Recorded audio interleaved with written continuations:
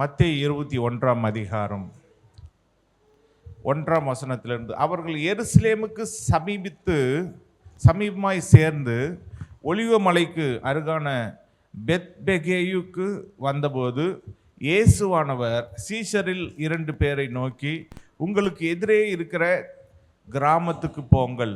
போன உடனே அங்கே ஒரு கழுதையையும் அதனோட ஒரு குட்டியையும் கட்டி இருக்க காண்பீர்கள். அவைகளை அவிழ்த்து என்னிடத்தில் கொண்டு வாருங்கள். ஒருவன் உங்களுக்கு ஏதாகிலும் சொன்னால் இவைகள் ஆண்டவருக்கு வேண்டும் என்று சொல்லுங்கள், உடனே அவைகளை அனுப்பி விடுவான் என்று சொல்லி அவர்களை அனுப்பினார்.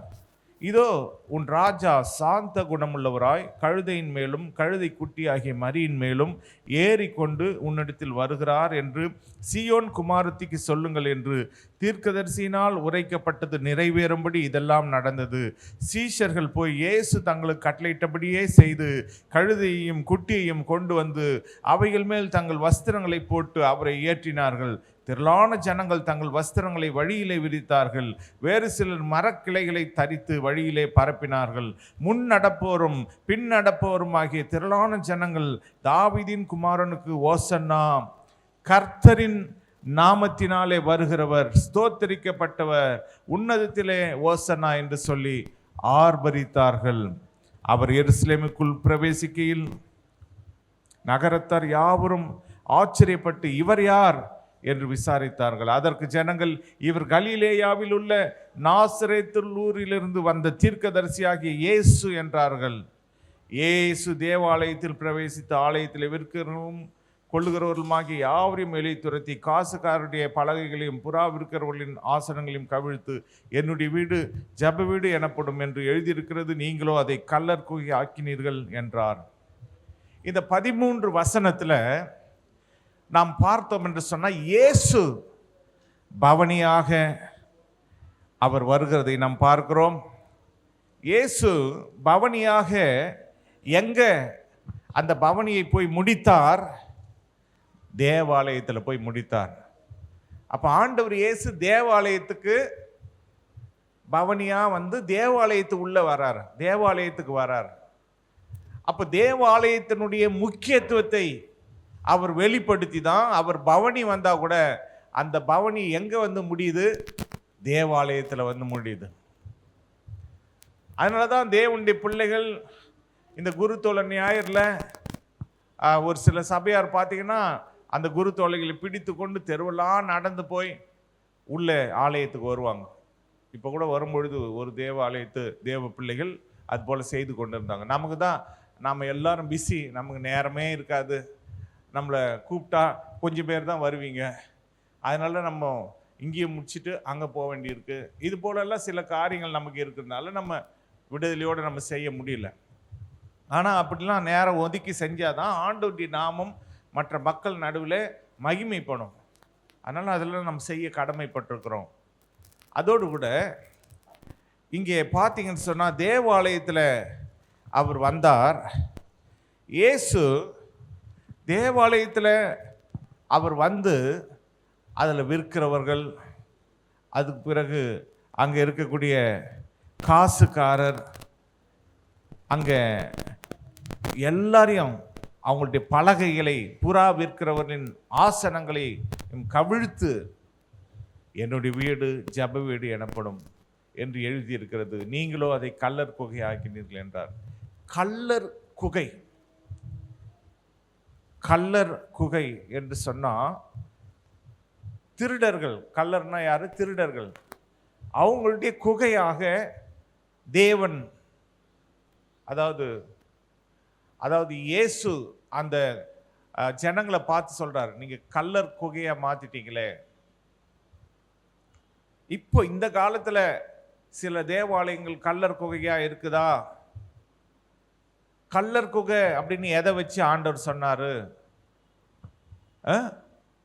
கல்லர் குகை அப்படின்னா அங்க விற்கிறவர்கள் இருந்தாங்க, அங்க காசுக்காரர்னா இப்போ உதாரணத்துக்கு உங்களுக்கு புரியறதுக்காக சொல்றேன்.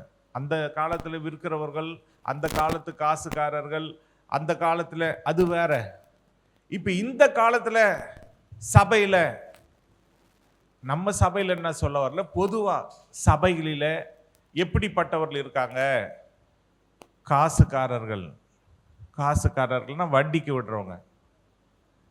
தெரியாம பக்கத்தில் இருக்கிற ஆள்கிட்ட, அக்கா ஒரு 10,000 வட்டி கொடு, ஒரு 10,000 கொடு அப்படின்னு வாங்கிக்குவாங்க.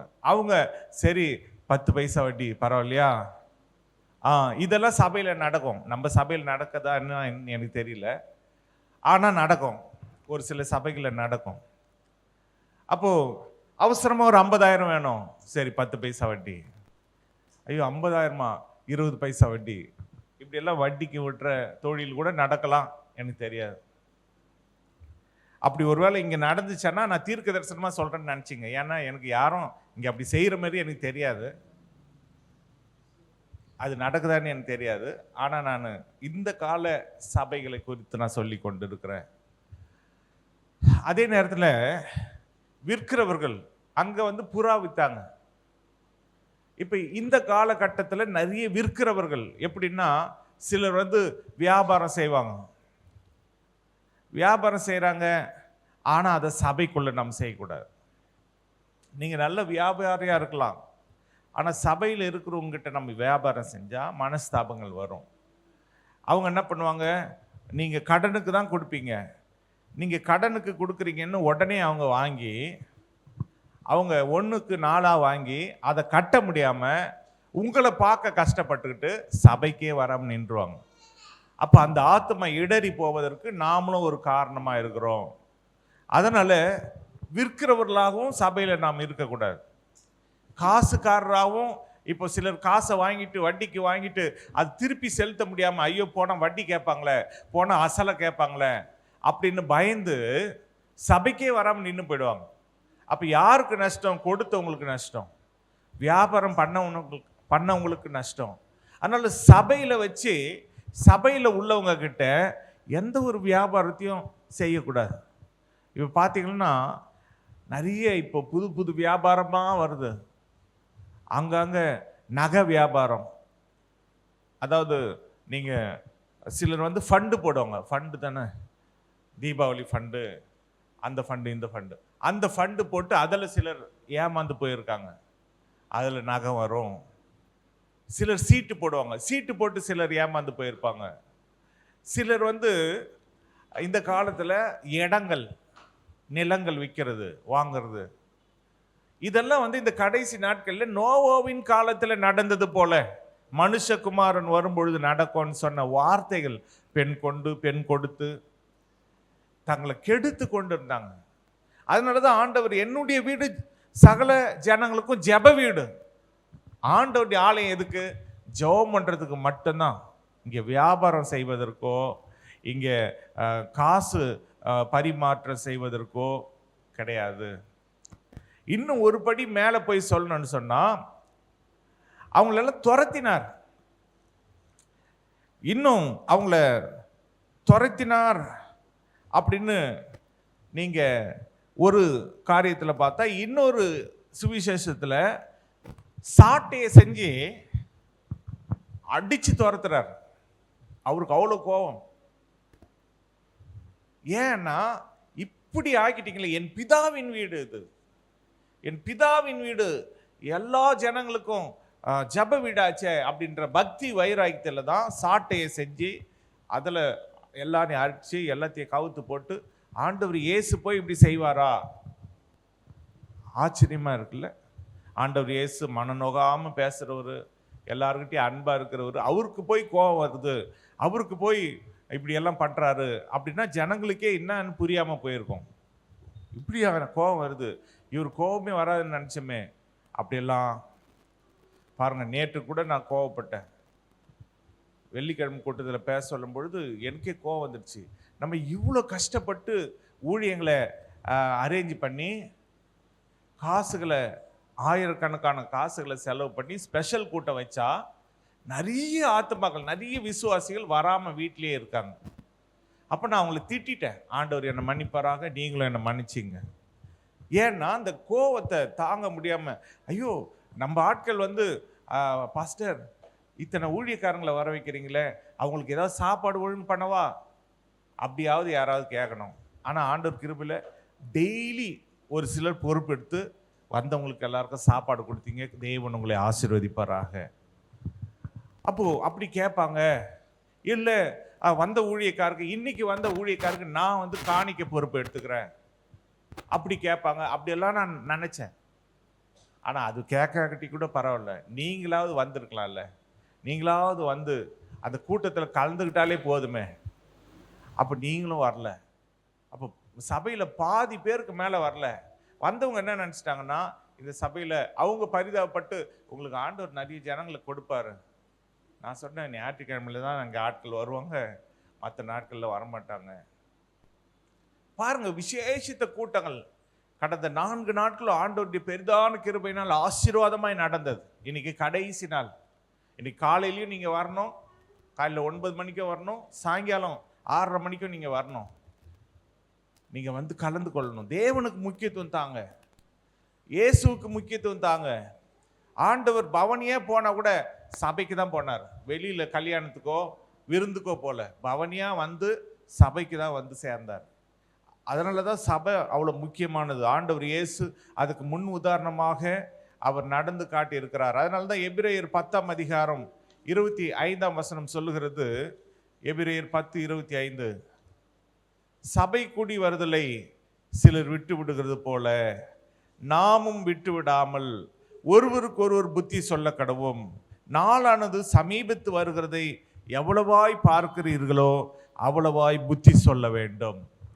அப்போ ஆண்டவர் இயேசுவே தேவாலயத்துக்கு செல்வது ரொம்ப முக்கியம் என்று பவனியாக போற அதை கூட தேவாலயத்துக்கு தான் வந்து அவர் சேர்ந்தார்.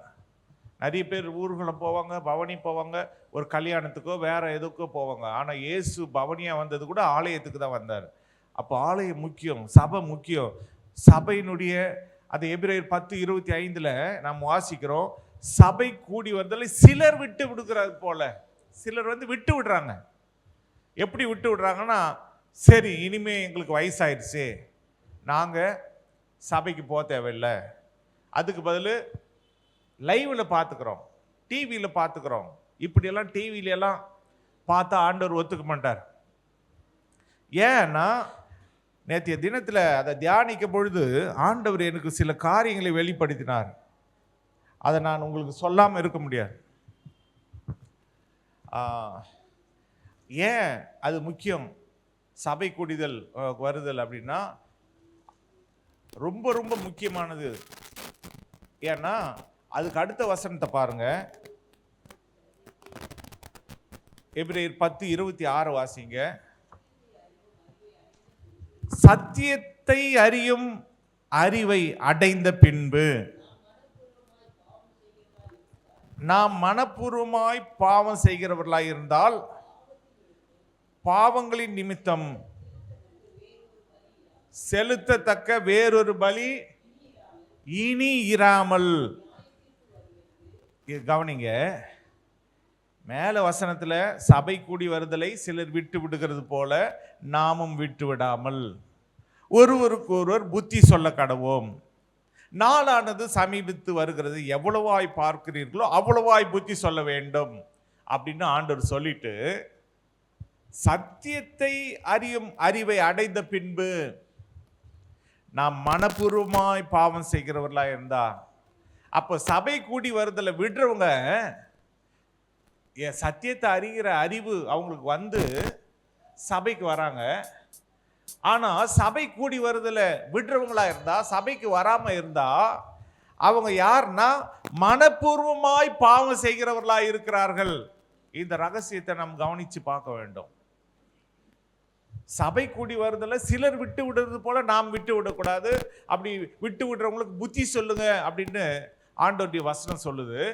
அடுத்த வசனத்திலே சொல்லுது, சத்தியத்தை அறிகிற அறிவை அடைந்த பின்பு நாம் மனப்பூர்வமாய் பாவம் செய்கிறவர்களாய் இருந்தால். அப்ப சபை கூடி வருதல விட்டுட்டா அவங்க யாரு? மனப்பூர்வமாய் பாவம் செய்றவங்க. சபைக்கு வராதவங்க யாரு? மனப்பூர்வமாய் பாவம் செய்றவங்க. அப்படி மனப்பூர்வமா பாவம் செய்யற அந்த பாவங்களுக்கு மன்னிப்பே கிடையாது. யாராவது தெரியாம ஒரு பாவத்தை செஞ்சிட்டாங்கன்னா ஆண்டவர் மன்னிப்பார். சிலர் மனப்பூர்வமா மனதார அதான் மனப்பூர்வமாக செய்கிறது. சிலர் மனதார ஒரு ஒரு பரிசை கொடுப்பாங்க. அதுபோல் மனப்பூர்வமாக பாவத்தை செஞ்சால் அந்த பாவத்துக்கு செலுத்துறதுக்கு வேற ஒரு பலியே இல்லை. அது வேற ஒரு பலி செலுத்தினா தான் பாவத்துக்கு மன்னிப்பு. ஆண்டவர் இயேசு தான் நமக்காக பலியாக மரிச்சார். அவரு பலியாக மரிச்சு நமக்கு மன்னிப்பை கொடுத்திருக்கிறார். ஆனா இனிமே வேற ஒரு பலி கிடையாது. யாருக்கு? சபையை விட்டுறவங்களுக்கு, சபைக்கு வராம இருக்கிறவங்களுக்கு. ஏன்னா அவங்க மனப்பூர்வமா பாவம் செய்யறாங்க. தெரிஞ்ச இன்னைக்கு சபைக்கு போகணும், இன்னைக்கு ஆராதனைக்கு போகணும், இன்னைக்கு விசேஷித்த கூட்டம், சிறப்பு கூட்டத்துக்கு போகணும் அப்படின்னு தெரிஞ்சே அவங்க வராம இருக்காங்க. அப்படின்னா மனப்பூர்வமா பாவம் செய்யறாங்க. அப்படி மனப்பூர்வமா பாவம் செஞ்சா அந்த பாவத்துக்கு மன்னிப்பே கிடையாது. ஒரு மன்னிக்கிறதுக்கு ஒரு பலியே கிடையாது. ஆண்டவர் இயேசு, நான் பலியாக மரிச்சது உண்மைதான், ஆனா இந்த பாவத்துக்கு நான் பொறுப்பேற்க முடியாது. நீ சபைக்கு வரலையா?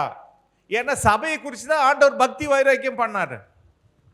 சாட்டையை பின்னி எல்லாரும் அடிச்சு, நீ கல்லனா இருந்தா நீ என்ன பண்ற? நீ சபைக்கு வேணாம். சிலர்லாம் கல்லரா இருப்பாங்க. கள்ளத்தனம் பண்றது, கள்ளத்தனம்னா பணத்துல கள்ளத்தனம். ஒரு வியாபாரம் பண்றதுன்னா வியாபாரத்துல கலப்படம், அது ஒரு கள்ளத்தனம். சிலர் மனைவிக்கு விரோதமாக கள்ளத்தனம் பண்ணுவாங்க. சிலர் சபையில கூட அப்படி பண்ணலாம். சிலர் புருஷனுக்கு விரோதமாக கள்ளத்தனம் பண்றது. இதெல்லாம் இப்படிப்பட்ட கள்ளர்கள் எல்லாம் ஆண்டவர் சாட்டையை வச்சு அடிச்சு துரத்தினார். கள்ளர்களை எல்லாம் அடிச்சு துரத்தினார். அப்படியெல்லாம் நம்ம சபைக்கு ஆண்டவர் இயேசு நேரடியாக ஒரு சாட்டை எடுத்துட்டு வந்தா நம்மெல்லாம் இங்கே நிற்க முடியுமான்னு தெரியாது. அடிச்சு துரத்துவார். ஆனால் ஏதோ கிருபையில் ஆண்டவர் நம்மளெல்லாம் மன்னிச்சு கழுவி சுத்திகரித்து பாவத்தை மன்னிச்சு வச்சிருக்கிறாருன்னா அதை நம்ம காப்பாற்றிக்கணும். கள்ளத்தனம் பண்ணக்கூடாது. அதே நேரத்தில் நாம சத்தியத்தை அறிந்த பிறகு மனப்பூர்வமாய் பாவம் செஞ்சா, இந்த கள்ளத்தனம் பண்றதா இருந்தாலும் அல்லது சபைக்கு வராம துணிகரமா வீட்டிலேயே உட்கார்றது, துணிகரமா வேற வேலைக்கு போறது, இதெல்லாம் மன்னிக்க முடியாத குற்றம். ஆண்டவர் இயேசுவும் அதுக்கு பொறுப்பு எடுக்க மாட்டார். இனி வேறொரு பலி கிடையாது அந்த பாவத்துக்கு. ஸ்ட்ரெயிட்டா என்ன? நியாய தீர்ப்பு. 27 வசனத்தில் நியாய தீர்ப்பு வரும் என்று பயத்தோட எதிர்பார்க்குதலும் விரோதிகளை பட்சிக்கும் கோபாக்கினையுமே இருக்கும். கோபாக்கினை, நியாய தீர்ப்பு, இது ரெண்டும் இருக்கு. யாருக்கு? சபைக்கு வராதவங்களுக்கு. யாருக்கு? வியாபாரம், சபையில வியாபாரம் பண்றவங்களுக்கு. யாருக்கு? சபையில காசுக்காரராக இருக்கிறவங்களுக்கு. யாருக்கு? சபையில கள்ளத்தனம் பண்றவங்களுக்கு. எல்லாருக்கும் மன்னிப்பே கிடையாது, நியாய தீர்ப்பு தான். பட்சிக்கும், அதாவது பட்சிக்கும் கோபாக்கினையுமே இருக்கும். ஆண்டவர் இயேசுடைய கோபம் தான் வரும். அதனால்தான் பழைய ஏற்பாட்டு காலத்துல அன்னைக்கே பாவம் செஞ்சவங்களுக்கு அன்னைக்கே தண்டனை. ஆனா இந்த காலத்துல அப்படி தண்டனை இல்லாததுனால நம்ம மனப்பூர்வமா பாவம் செய்து கொண்டிருக்கிறோம். அந்த பாவங்கள் நிமித்தம் அது பாவங்கள் அக்கௌண்ட்ல சேர்ற மாதிரி, பணம் அக்கௌண்ட்ல சேர்ற மாதிரி, சில ஒரு 10,000 ரூபாய் நீங்க போட்டு வச்சுட்டீங்கன்னா நீங்க அதை எடுக்கவே இல்லைன்னா வட்டி சேர்ந்துக்கிட்டே இருக்கும். அதுபோல நம்ம பாவம் வட்டிக்கு மேல வட்டி அது குட்டி போட்டு சேர்ந்துக்கிட்டே இருக்கும். எதுக்குன்னா நியாய தீர்ப்புக்காக. சபையில கள்ளத்தனம் பண்றது, சபையில வியாபாரம் பண்றது, சபையில மற்றவங்களை வியாபாரம், என்கிட்ட பொருளை வாங்கு, என்கிட்ட இந்த துணியை வாங்கு, இந்த என்கிட்ட வட்டிக்கு வாங்கிக்கோ, நான் தரேன், வட்டிக்கு வாங்கிக்கோ, நீ பொறுமையா கொடு, நீ 10 மாசம் கழிச்சு கூட கொடு அப்படின்னு அவங்க வியாபாரத்தை இவங்க கையில திணிக்கிறது, அந்த ஆத்மா அதன் மூலமா இடறி போறது, இதெல்லாம் தப்பான காரியம். நியாய தீர்ப்பு, பாவ மன்னிப்பே கிடையாது, தேவனுடைய கோபாக்கினை தான் வரும். இதை நாம் மனதில் கொண்டு இப்படிப்பட்ட ஒழுங்கினங்கள் நம்முடைய சபையில நடக்காதபடிக்கு தேவன் தடுப்பாராக. அல்லேலூயா. ஏன்னா எல்லா ஆத்மாக்களும் முக்கியம். 28ஆம் வசனத்துல மோசேயினுடைய பிரமாணத்தை தள்ளுகிறவன் இரக்கம் பெறாமல் 2-3 சாட்சிகளின் வாக்கினாலே சாகிறானே.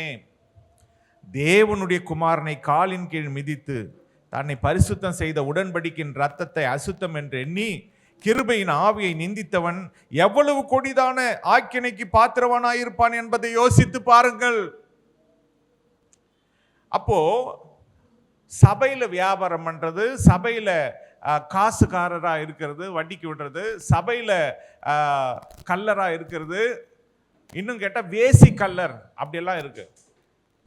புருஷனுக்கு தெரியாம, மனைவிக்கு தெரியாம, இதெல்லாம் வந்து தவறான ஒரு உறவுகள், தவறான ஒரு காரியங்கள். இதெல்லாம் ஆண்டவர் வந்து மன்னிப்பே கிடையாது.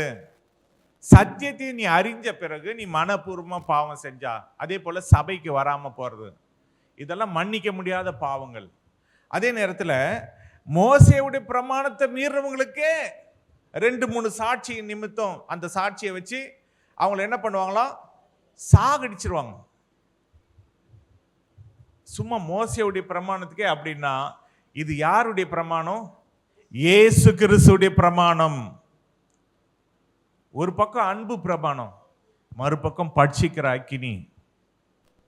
அதனால நியாய தீர்ப்பு காத்து கொண்டிருக்கோம். இப்போ உடனே வராது. மோசேயுடைய பிரமாணத்துல உடனே சாவு, உடனே தண்டனை. ஆனா இப்போ உடனே கிடையாது. கடைசி வரைக்கும் நியாய தீர்ப்பு வரைக்கும் ஆண்டவர் வச்சிருப்பார்.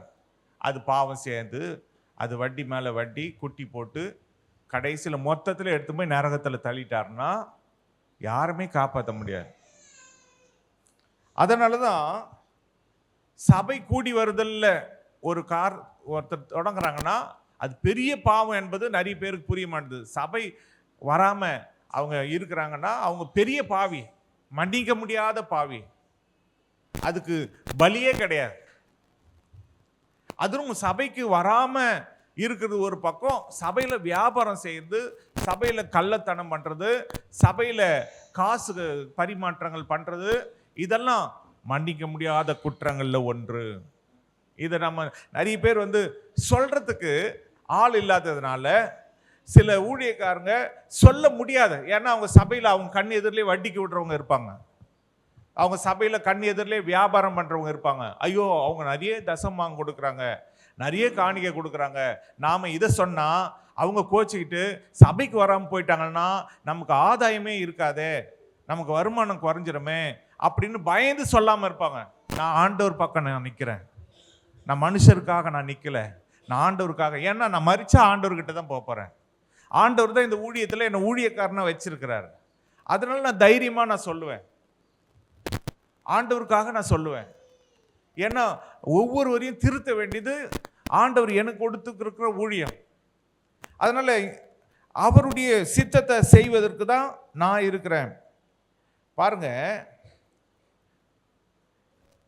யோவான் ஸ்நானகன் அவர் வந்து சத்தியத்தை சத்தியமா சொன்னார்.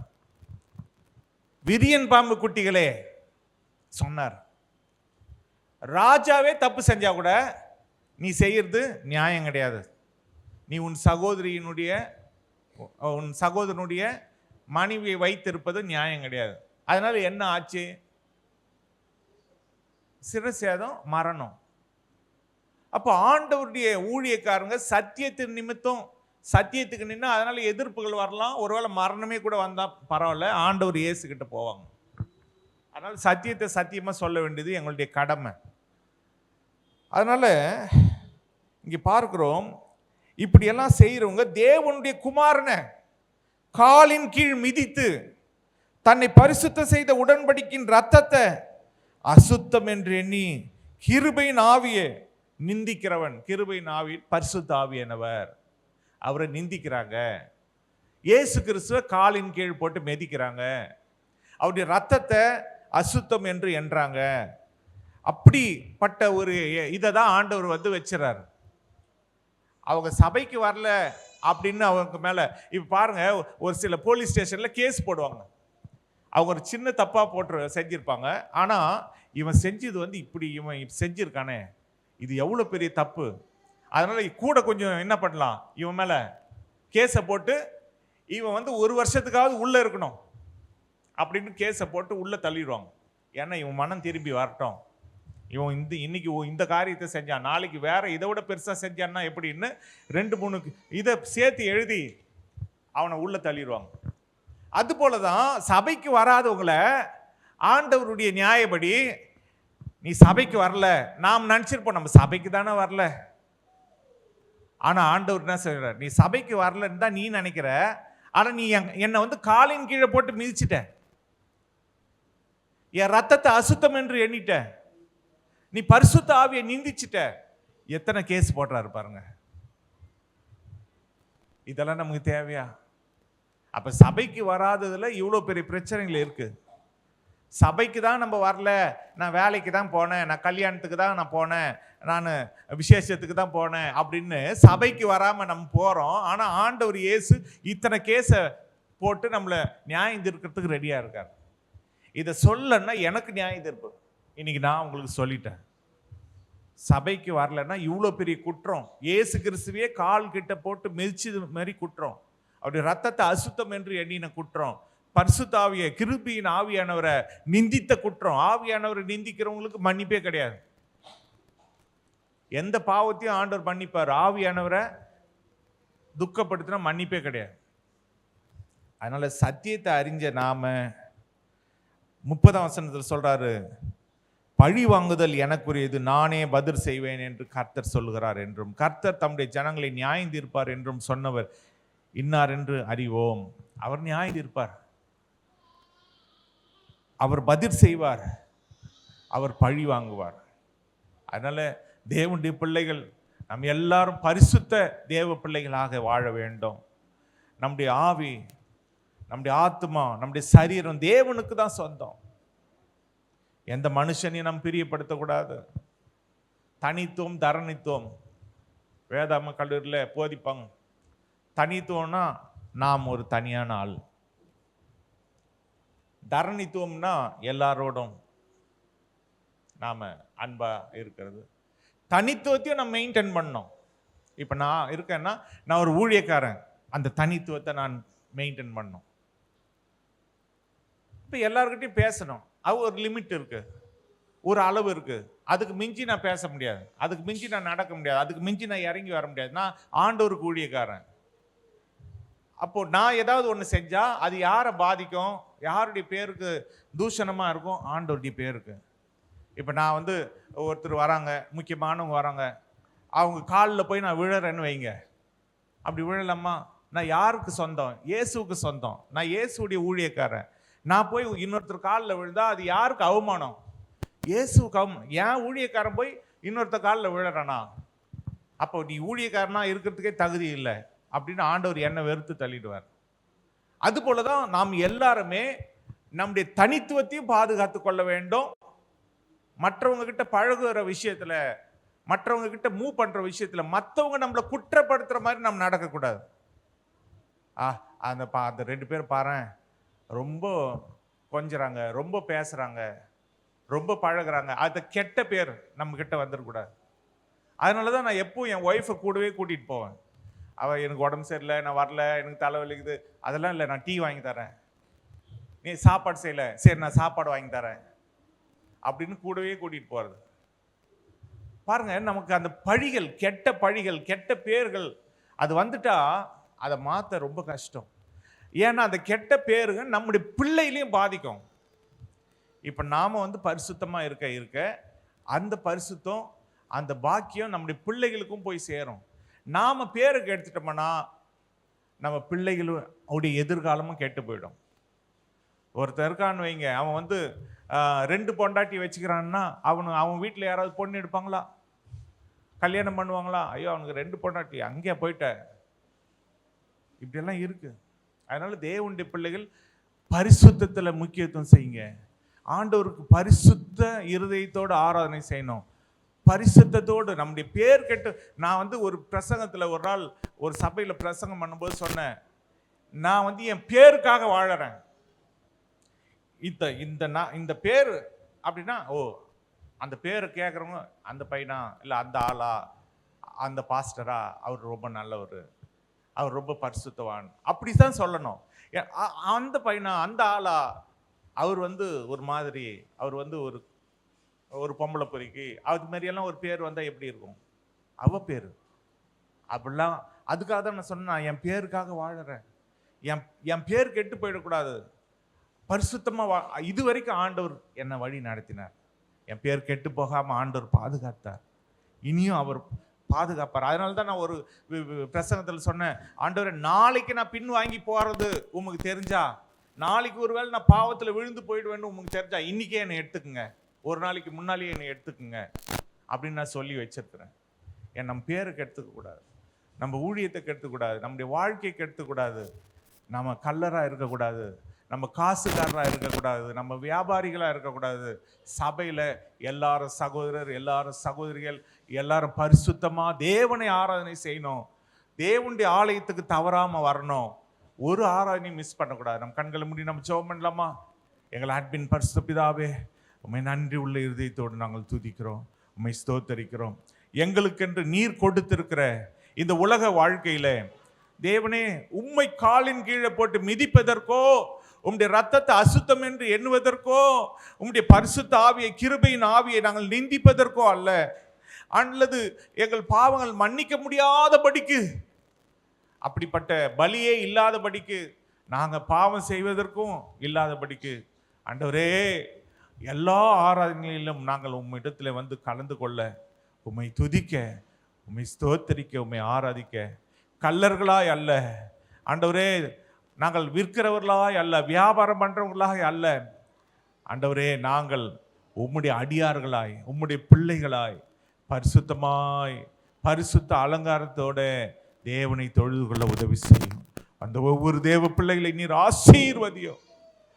ஒவ்வொரு தேவ பிள்ளைகளுடைய ஆண்டவருடைய வாழ்க்கையில நீர் விரும்புகிற பரிசுத்தத்தை, நீர் விரும்புகிற ஆசீர்வாதங்களை ஒவ்வொருவருக்கும் பேர் பேராய் தனித்தனியாய் நீர் தாரும். நீர் இந்த உலகத்தில் இருந்த பொழுது சபையை முக்கியத்துவப்படுத்தி ஊர்வலமாய் பவனியாய் போய் சபையில போய் சேர்ந்தீரே, அப்ப சபை எவ்வளவு முக்கியம். நாங்களும் எங்க சுத்தினாலும் நேரா வந்து சபையில வந்து சேர உதவி செய்யும். அந்த ஒவ்வொருவரையும் இதை கேட்டுக்கொண்டு பார்க்கிற ஒவ்வொருவரையும் நீர் ஆசீர்வதியும். உமக்கே சகல துதிகன மகிமை செலுத்துகிறோம். மீட்பர் இயேசு கிறிஸ்து நாமத்தில் ஜெபிக்கிறோம் எங்கள் நல்ல பிதாவே, ஆமென்.